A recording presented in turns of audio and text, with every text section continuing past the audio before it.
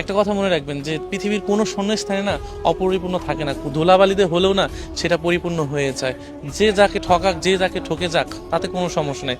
যে মানুষটা ঠকে গিয়েছে সেই মানুষটা একদিন দেখবেন জিতে গিয়েছে। যেই মানুষটাকে ঠকিয়ে তুমি অন্য কারো কাছে চলে গিয়েছো তার শূন্যস্থান রেখে, সেই মানুষটাও একদিন পরিপূর্ণ হবে কোনো একটা মানুষের জন্য।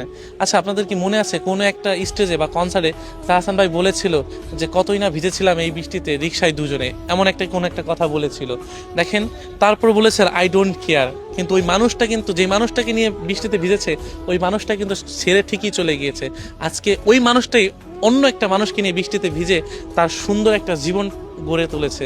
দেখেন, আমরা সবাই কিন্তু তাহসান ভাইকে আমরা আমরা বাঙালি যারা আছি বা আমাদের দেশে তাহসান ভাইকে অন্তত আমরা সবাই ভালোবাসি, এবং আমরা জানি যে সে একজন প্রেমিক হিসেবে বা একজন সুদর্শন একজন গায়ক হিসেবে সে একজন অনেক ভালো এবং বেস্ট আমরা জানি। যেই মানুষটাকে ঠকিয়েছে, যেই নারীটা ওনাকে ঠকিয়েছে, সে কিন্তু আজ ভালো নেই। সে কিন্তু আজ এখানে সেখানে সেখানে, একটা সময় কিন্তু আমরাই তাদেরকে বলতাম যে তারা সেরা জুটি, তাদের মতো জুটি হয় না। কিন্তু দেখেন, নারীর ভুলের কারণে, নারী যখন অতিরিক্ত লোভ করে, নারী যখন নিজের স্বার্থতা খুঁজে, তখনই নারী ঠকে যায়। কিন্তু আজ দেখেন তাহসান ভাই অন্য একটা মানুষকে নিয়ে ঠিকই ভালো আছে। যে মানুষটাকে নিয়ে ভালো আছে সেই মানুষটা কতটা খারাপ কতটা ভালো যায় না, কিন্তু তারপরও আমরা আবারও বলছি যে তাহসান ভাই সেরা জুটি। তাহসান ভাই বর্তমান যিনি আছেন তিনি হয়তো তাহসান ভাইয়ের সাথে ভালো মানিয়েছে।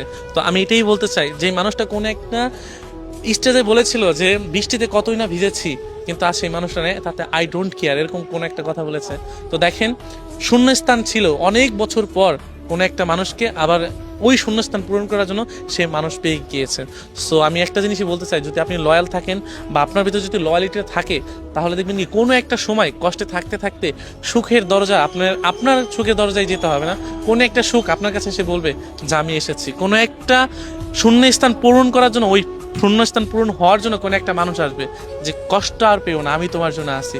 সো যখন আপনি লয়াল থাকবেন, যখন আপনার সত্যিকারের ভালোবাসা আপনার ভিতরে থাকবে, তখন না দেখবেন কি যে কোনো একটা মানুষ এসে বলছে আমি তোমাকে সত্যি ভালোবাসি, আবারও সেই মানুষটা ওই মানুষটার থেকে বেশি আপনাকে ভালোবাসার চেষ্টা করবে। কোনো একটা জীবনে কোনো একটা সময় আপনি মরে যাওয়ার চিন্তা করবেন, আর ওই সময়টা যখন আপনি ভালো একজন মানুষ পাবেন, তখন আপনার কি চিন্তা হবে জানেন, যে আমি 1000 বছর বেঁচে থাকি, এই মানুষটাকে নিয়ে 1000 বছর বেঁচে থাকে। সো পৃথিবীতে কোনো শূন্যস্থানই অপরিপূর্ণ থাকে না, কেউ না কেউ বা ধুলাবালিতে হলেও সেই শূন্যস্থানটা না পূরণ হয়ে যায়। সো আমি মনে করি যে ভালোবাসা সুন্দর, সবার জন্য ভালোবাসা না, আর সবাই ভালোবাসার যোগ্যতা রাখতে পারে না।